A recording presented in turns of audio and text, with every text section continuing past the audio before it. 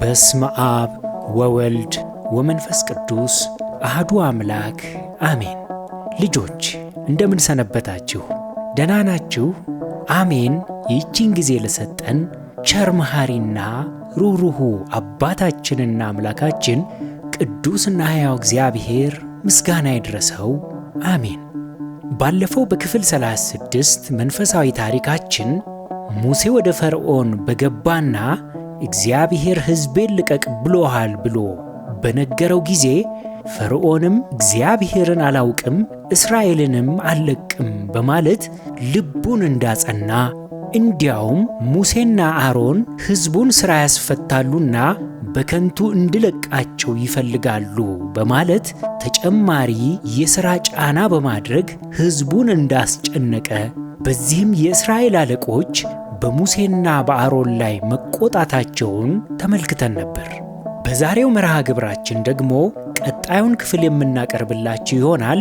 አምላካችን ቅዱስና ሕያው እግዚአብሔር ያስተምረን። በስመ አብ ወወልድ ወመንፈስ ቅዱስ አሐዱ አምላክ አሜን።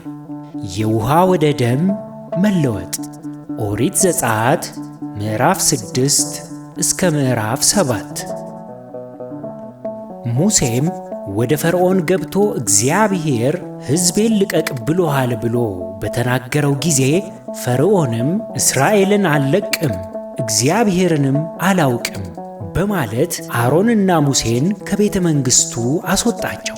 ከዚህም በኋላ እግዚአብሔርም ሙሴን እንዲህ አለው፣ በጸናች እጅ ይለቃችኋልና በጸናች እጅም ከምድሩ አስወጥቶ ይሰዳችኋልና አሁንም በፈርዖን የማደርገውን ታያለህ አለው።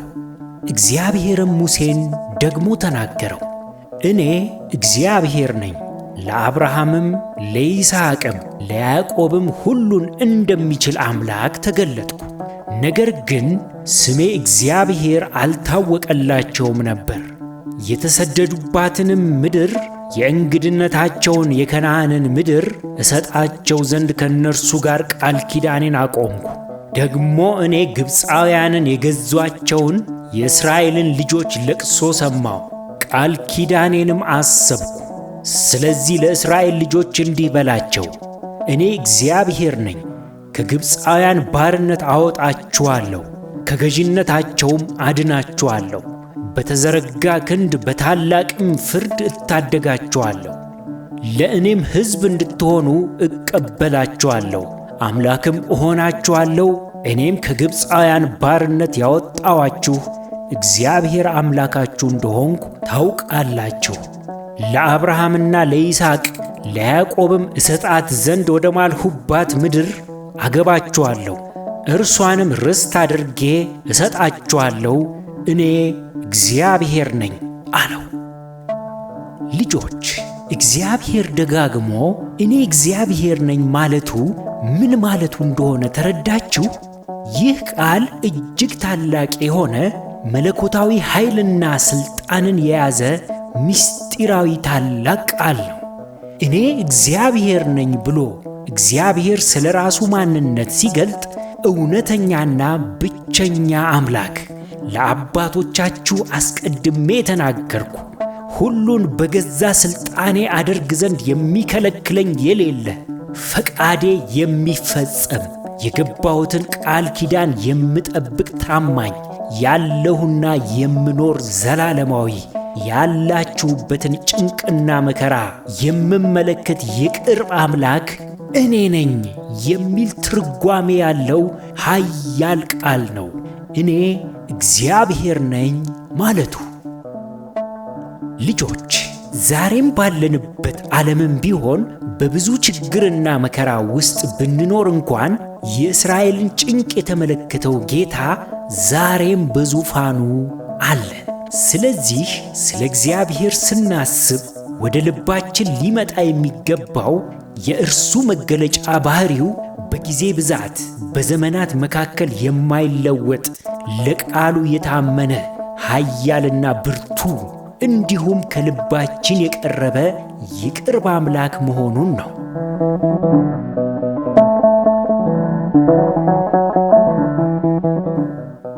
እግዚአብሔርም ለሙሴ ራሱን እንዲህ ከገለጠ በኋላ ሙሴም ይህንን ለእስራኤል ልጆች ተናገረ። እነርሱ ግን ከሰውነታቸው መጨነቅ ከከባዱ ሥራ የተነሣ ቃሉን አልሰሙትም። እግዚአብሔርም ሙሴን እንዲህ ብሎ ተናገረው፣ ግባ፣ የእስራኤልንም ልጆች ከአገሩ ይለቅ ዘንድ ለግብፅ ንጉሥ ለፈርዖን ንገር አለው። ሙሴም በእግዚአብሔር ፊት እነሆ የእስራኤል ልጆች አልሰሙኝም፣ እንዴትስ ፈርዖን ይሰማኛል? ይልቁንም እኔ ከንፈረ ቆላፋ ነኝ ብሎ ተናገረ። እግዚአብሔርም ሙሴንና አሮንን ተናገራቸው፣ የግብፅ ንጉሥ ፈርዖን የእስራኤልን ልጆች ከግብፅ እንዲያወጣቸው ይነግሩት ዘንድ አዘዛቸው። ደግሞም እግዚአብሔር ሙሴን እንዲህ አለው፣ እይ እኔ ለፈርዖን አምላክ አድርጌሃለሁ፣ ወንድምህም አሮን ነቢይ ይሆንልሃል። ያዘዝኩህን ነገር ሁሉ አንተ ትነግረዋለህ። ወንድምህም አሮን ለእስራኤል ልጆች ከአገሩ ይለቅ ዘንድ ከፈርዖን ጋር ይናገራል። እኔም የፈርዖንን ልብ አጸናለሁ፣ በግብፅም ምድር ድንቄን ተአምራቴን አበዛለሁ። ፈርዖንም አይሰማችሁም፣ እጄንም በግብፅ ላይ አደርጋለሁ። ሰራዊቴንም የእስራኤልን ልጆች ሕዝቤን በታላቅ ፍርድ ከግብፅ አገር አወጣለሁ። ግብፃውያንም እጄን በግብፅ ላይ በዘረጋሁ ጊዜ የእስራኤልንም ልጆች ከመካከላቸው ባወጣሁ ጊዜ እኔ እግዚአብሔር እንደሆንኩ ያውቃሉ አለው። ሙሴና አሮንም እግዚአብሔር እንዳዘዛቸው አደረጉ። ፈርዖንንም በተናገሩት ጊዜ ሙሴ የ80 ዓመት ሰው አረጋዊ ነበረ፣ አሮንም የ83 ዓመት ሰው ነበረ። እግዚአብሔርም ሙሴና አሮንን እንዲህ ሲል ተናገራቸው፣ ፈርዖን ተአምራትን አሳዩኝ ሲላችሁ አሮንን በትርህን ወስደህ እባብ እንድትሆን በፈርዖን ፊት ጣላት በለው አለው። ሙሴና አሮንም ወደ ፈርዖን ገቡ። እግዚአብሔርም እንዳዘዛቸው እንዲሁ አደረጉ። አሮንም በትሩን በፈርዖን ባሮች ፊት ጣለ፣ እባብም ሆነች። ፈርዖንም ጠቢባንንና መተተኞችን ጠራ፣ የግብፅም ጠንቋዮች በአስማታቸው እንዲሁ አደረጉ።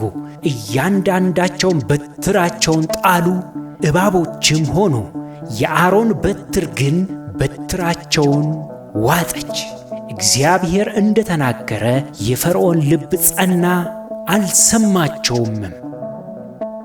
ልጆች እግዚአብሔር ለምን ፈርዖንን ልቀቅ እያለ ልቡን ደግሞ እንደሚያጸና ታውቃላችሁ?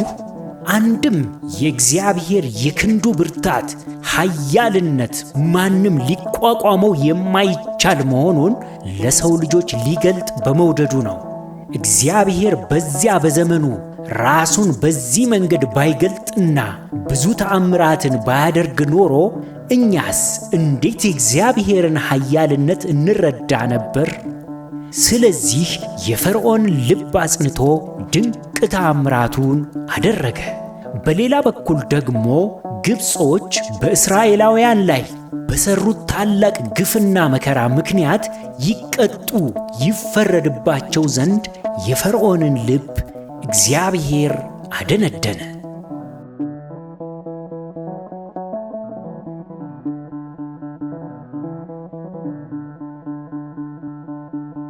ከዚህም በኋላ እግዚአብሔርም ሙሴን እንዲህ አለው፣ የፈርዖን ልብ ደነደነ፣ ሕዝቡንም ለመልቀቅ እምቢ አለ።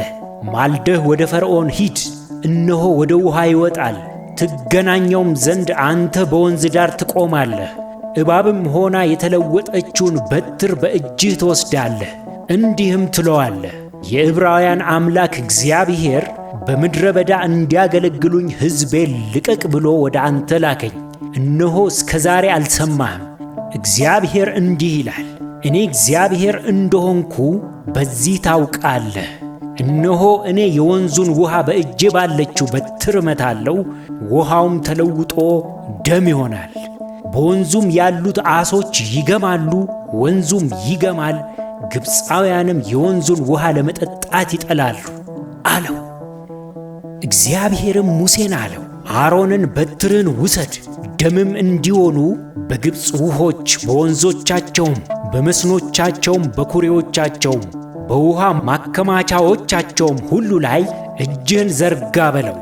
በግብፅም ሀገር ሁሉ በእንጨት ዕቃና በድንጋይ ዕቃ ሁሉ ደም ይሆናል አለው። ሙሴና አሮንም እግዚአብሔር እንዳዘዛቸው እንዲሁ አደረጉ። በትሩን አነሳ፣ በፈርዖንና በባሪያዎቹ ፊት የወንዙን ውሃ መታ። የወንዙም ውሃ ሁሉ ተለውጦ ደም ሆነ። በወንዙም የነበሩ ዓሦች ሞቱ፣ ወንዙም ገማ። ግብፃውያንም ከወንዙ ውሃ ይጠጡ ዘንድ አልቻሉም። ደሙም በግብፅ አገር ሁሉ ነበረ። የግብፅም ጠንቋዮች በአስማታቸው እንዲሁ አደረጉ። እግዚአብሔርም እንደተናገረ የፈርዖንን ልብ አጸና፣ አልሰማቸውም። ፈርዖንም ተመልሶ ወደ ቤቱ ገባ፣ ይህንን ደግሞ በልቡ አላኖረውም። ግብፃውያንም ሁሉ የወንዙን ውሃ ይጠጡ ዘንድ አልቻሉምና በወንዙ አጠገብ ውሃ ሊጠጡ ቆፈሩ፣ ንጹሕ ውሃ ግን ማግኘት አልቻሉም። እግዚአብሔርም ወንዙን ከመታ በኋላ 7 ቀን ተፈጸመ።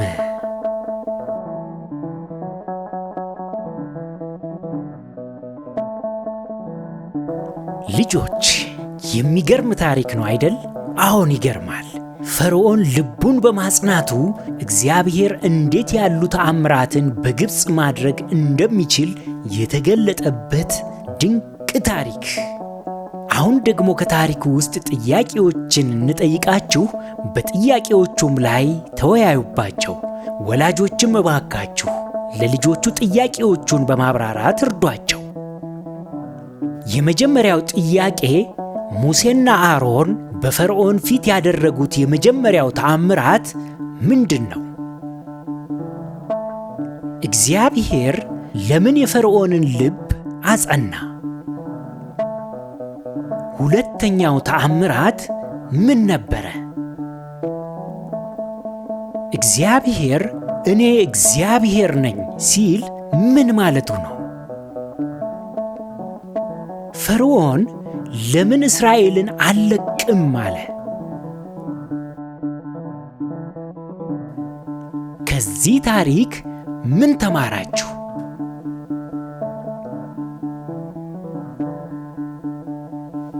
ልጆች ከዚህ ታሪክ የምንማረው ትልቁ ትምህርት የምናመልከው አምላክ እግዚአብሔር ትናንትና የነበረ ዛሬም ያለ ለወደፊቱም ዓለማትን አሳልፎ የሚኖር በዘመናት የማይለወጥ ዘላለማዊ ሁሉን የሚችል ኃያልና ብርቱ ቃሉ የማይለወጥ ታማኝ ከሁሉ በላይ የቅርብ አባታችን መሆኑን ልንረዳ ይገባል። ወላጆቻችን ወለዱን፣ እርሱ ግን በክቡራን እጆቹ አበጃጀን። ስለዚህ ከወላጆቻችን በላይ ለእኛ ይጠነቀቃል ይወደናልም። እግዚአብሔር ቀድሞ የነበሩት የአባቶቻችን አምላክ ብቻ ሳይሆን ዛሬም ላለነው አምላክ ነው። ዛሬም ብንጠራው አቤት ብሎ የሚሰማን ልጆቹን በእጅጉ የሚወድና የሚንከባከብ ለሚቀርቡት ደግሞ የበለጠ ራሱን በተለያየ መንገድ የሚገልጥ ዘወትር ልንመካበት ልናመሰግነውና ልንወደው የሚገባ በጨነቀን ጊዜ ድረስልን ብንለው ከተፍ የሚል ድንቅ አባት መሆኑን ከዚህ ታሪክ ተምረናል ማለት ነው።